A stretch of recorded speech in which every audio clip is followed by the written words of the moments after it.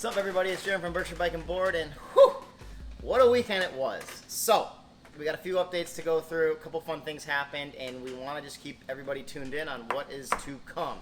So, first and foremost, road ride season is pretty much officially almost not quite over. What does that mean? We are going to have road rides happening from Pittsfield this week. The women's road ride is going to happen from the Great Barrington shop at Wednesday this week. But for the most part, we are fully transitioning over to gravel. There will unofficially be some road rides happening from the Great Barrington shop the next coming Tuesdays and Thursdays, but you're going to have to talk amongst yourselves to try and coordinate all the details for that. Big shout out to everybody who showed up on the group rides this year. It is probably the most fun part of all of our jobs to get out and ride with customers and friends and etc. And we cannot wait to dial that in, try to improve it over the winter, and try to make it better each and every year. What else happened this weekend? Tucker did a suicide no-hander on a 360. Forrest did not win the U.S. Open whip-off competition, and the Josh Billings happened, a.k.a. the Berkshire Olympics, which is probably the most fun outdoor event that happens in the Berkshires each and every year. Let's talk about gravel season first. It's really fun to ride your bike on dirt roads in the dark with all your friends. What do I mean by that? Our gravel rides start on Wednesday, this coming Wednesday.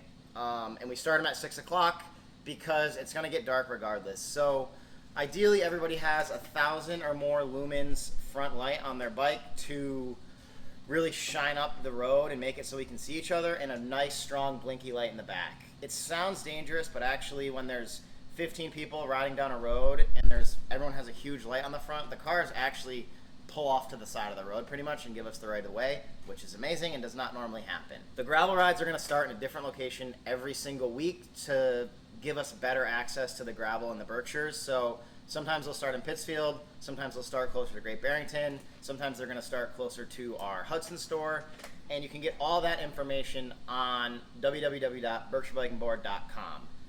Okay, so how do you use our website to find out what group rides are happening and where they're happening? First thing you do, www.berkshirebikeandboard.com. So once you get to our website, click on riding, click on group rides. That is going to bring up an embedded calendar, or a calendar embedded into our website. From there, you scroll down and you look at the upcoming week. So for the gravel rides in particular, I'm going to go down to this one right here. Gravel Group Ride, Wednesday, September 21st. I'm going to click on that event. There's going to be a brief description about what's happening. So ride will start from the skate park in Stockbridge, next to the mobile station, smooth hills, blah-de-blah, and a brief update of the route. To get further, you click on the Strava link, and that's going to bring up a map of the ride. So the map of the ride has really all the good details. It has where the start is. If you scroll down a little bit, it has an elevation profile. It has how long the ride is going to be and an estimated moving time.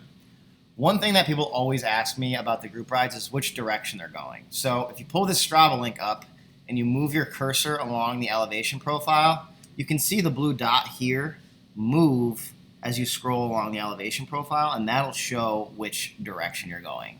We have 2 group ride leaders for the gravel rides this season. Nick, a store manager in Pittsfield, is really going to be leading the charge for the gravel rides. So you can send him an email at npiretti@berkshirebikeandboard.com if you have any questions beyond that. Okay, so that is the gravel ride. Now, a couple quick things about some mountain bike stuff that happened this weekend. One, Forrest, our very own Forrest Borden, went to the U.S. Open at Killington and was invited to compete in the whip-off.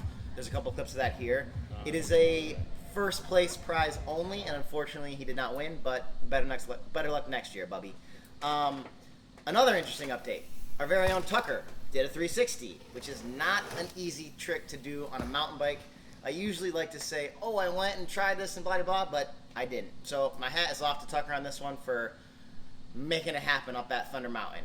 And last but not least, if you haven't seen it, Nora and Co. had a wonderful dance-off party at somewhere randomly undisclosed location in Dalton. Most importantly, what everyone's probably wants to hear about is the Josh Billings. So quick shout out to Jason Root, who filmed a bunch of awesome content, got a bunch of interviews from a lot of the front runners, which will be interesting. He is making a video right now, and we should have that posted live in a couple days.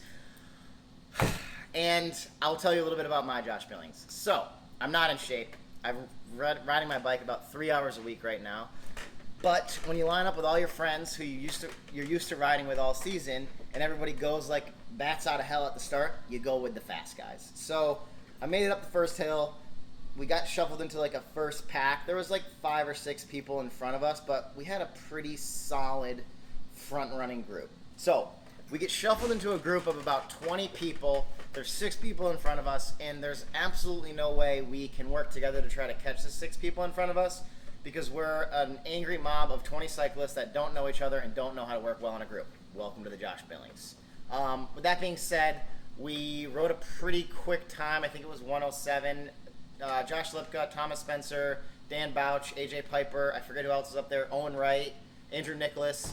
Those guys rode it in under an hour, I believe, which has never happened before, so kudos, if you will. My Josh Billings. I get off the bike, I'm like, wow, I'm doing way better than I should be doing for how much I've trained this year. I get into the boat, and the boat goes pretty well. I'm having a good time. I'm having fun. I feel my legs start to cramp up in the boat, but I think, maybe it'll kind of work itself out. I'll probably be okay.